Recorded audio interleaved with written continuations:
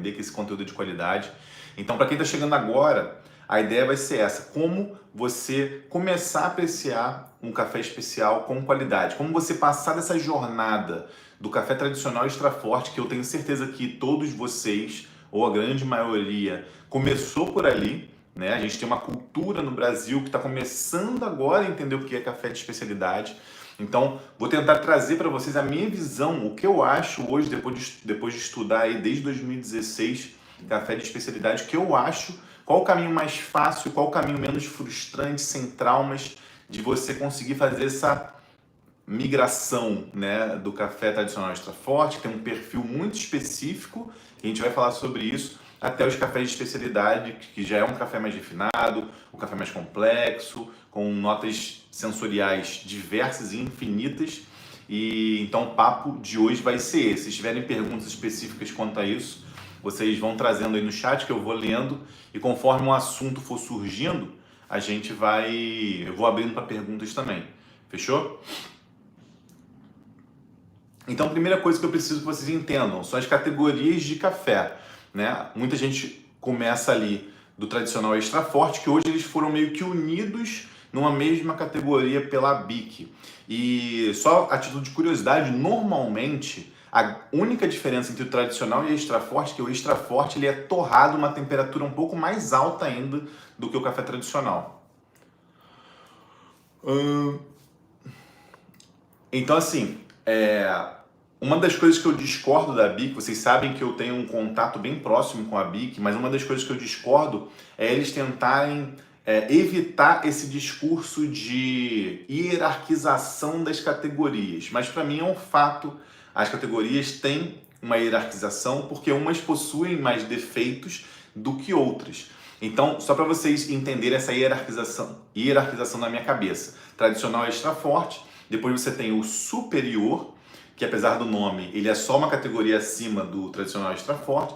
Depois a gente tem o gourmet e depois a gente tem o especial. Cada um com suas permissões de defeitos e defeitos físicos e químicos, tá? Que a gente já vai entender a diferença disso também. Porque assim, a gente precisa separar três nomenclaturas. E isso eu preciso trazer para vocês de munição, porque a gente tem muito conteúdo sensacionalista quando o assunto é café na internet. Então a gente precisa diferenciar defeito, a gente precisa diferenciar impureza e a gente precisa diferenciar elementos estranhos. E o que vai estar guiando o nosso conhecimento é a portaria 570 do Ministério da Agricultura, Pecuária e Abastecimento. É o norte. E essa portaria vale para todos os cafés torrados e moídos, tá? Tanto o tradicional extra forte como o especial. E aí quando eu falo que é sensacionalismo, a galera normalmente que é xiita do café especial fala: o café tradicional extra forte, olha isso, a lei permite ter 1% de impureza. Ué, mas o especial também. O especial está dentro dessa permissão. Mas não é porque é permitido que necessariamente vai ter, correto?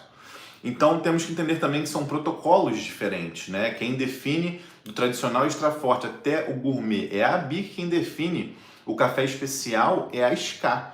Mesmo a BIC hoje tendo o selo de especialidade, né, do café especial, ela está ali em diálogo com a BSCA, que é a representante da SCA, que é a associação que diz mundialmente, um padrão mundial do que é café de especialidade. A BSCA é quem representa a SCA aqui no Brasil, tá? Brazilian Specialty Coffee Association. Então, são duas instituições diferentes com protocolos diferentes, inclusive. Então, você tem os defeitos. O que são os defeitos no café? São os defeitos no grão. Você tem os defeitos físicos, né? Se o grão vai ser brocado, se vai ser concha, se vai ser... mais o que? Coco, esse tipo de defeito físico no café, que você vê que ele está quebradinho, que ele tem algum furinho ali de algum tipo de parasita que estava dentro do café. Tudo isso é um defeito físico, mas você também tem os defeitos químicos no café, né? Que são os defeitos que a gente chama de defeitos primários, pretos, verdes e ardidos. São defeitos que estão ali dentro do grão, quimicamente falando. Um café que foi fermentado sem controle e em excesso, né? Às vezes um café que a gente chama de boia. Esses tipos de defeitos podem ter em maior quantidade no café tradicional extra forte, no superior e no gourmet. No especial, defeitos químicos não tem como ter, tá? Pretos, verdes e ardidos não tem como ter. Defeitos físicos tem uma pequena parcela que é permitido. Outra coisa importante, cara, hoje em dia a gente tem muita torrefação de café especial sem fiscalização. Então tomem cuidado. Quem acompanha meus stories lá no Instagram, vocês viram que eu fui numa festa do meu amigo Erivelton, que o tema foi café, ele é barista, então foi um café da tarde, onde um monte de gente levou cafés diferentes, e a gente foi provar um monte de café lado a lado. E aí o que acontece?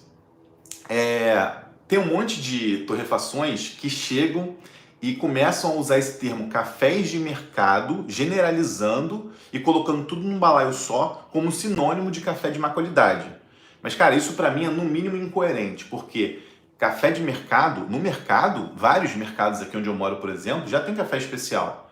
Aí você separa o seu café, que é de categoria especial, de cafés do mercado, sendo que nesse mercado tem a mesma categoria que você vende. Então tomem muito cuidado com esse tipo de generalização, porque a gente começa a cometer injustiças com outras marcas sérias, outras torrefações que fazem um bom trabalho e aí meio que coloca no mesmo balaio ali, sacou? Então é importante diferenciar isso. Já diferenciamos defeitos. Agora, impurezas. Impurezas que também está na lei, que é a tal da permissão de 1%. É permitido 1% de impurezas, que são definidos aquelas partículas de coisas que não são o fruto do café, mas que vêm da lavoura. E esse percentual é de uma análise microscópica, porque quem criou a portaria 570 entende que microscopicamente é quase impossível você tirar 100% desses elementos, dessas impurezas que vêm do cafeeiro, tá? Resquícios de pau, de folha, tudo que está ali quando você cata o grão, microscopicamente, tá, galera? Quando você tem visualmente ali pau, pedra, folha, que a galera diz que todo café tradicional extra forte tem, isso é mentira. Eu já fui numa torrefação, vi café tradicional sendo torrado, café extra forte sendo torrado, com 3 peneiras diferentes para eliminar esse tipo de impureza visual ali. Cara, tem muita torrefação grande hoje que investe dinheiro para eliminar. Aí você coloca todo mundo no mesmo balaio, cara, isso para mim é muito injusto. A galera gasta um dinheiro, eu vi pacotes de café tradicional em grãos. Então assim, tá tudo ali para você ver, só que a galera pega o que dizem na internet de forma generalizada e sai repetindo por aí, sem correr atrás e falar, eu já falei isso. Parei de falar a partir do momento que eu vi, estive presente. Fui no laboratório da BIC de análise sensorial, fui no laboratório de análise microscópica, ver o trabalho que eles fazem minuciosamente. Tá passando passando o carro da dengue aqui, aquele fumacê, sei lá, uma barulheira. Aí vai passar. Então assim, cara, eu fui lá e vi, corri atrás de informação e parei de falar besteira por aí, generalizar. Existe café com pau, pedra? Existe. Existe café que coloca açaí, milho, cevada? Existe. Então não dá para generalizar nem para um lado, nem para o outro, tá? E são esses cafés fraudulentos que normalmente a gente vê em notícias que são apreendidos aí, tá? Então, café tradicional extra forte, defeitos e impurezas. E o que são elementos estranhos? Elementos estranhos é isso que eu acabei de falar. Açaí, milho, cevada, coisas que não estão ligadas a um cafeeiro, por exemplo, a lavoura. E isso aí é considerado fraude. Na lei 570, na portaria 570, é muito clara dizendo que é tolerância zero. Não